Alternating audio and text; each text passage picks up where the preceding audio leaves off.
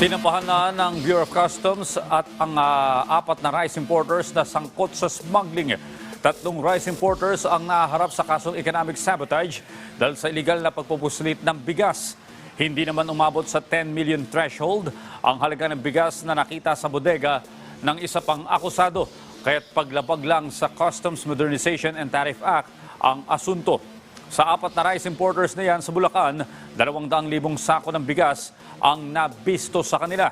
Samantala, nakapagbigay na rin ng letters of authority ang BOC sa mga bodega sa Cavite, Las Piñas at Maynila.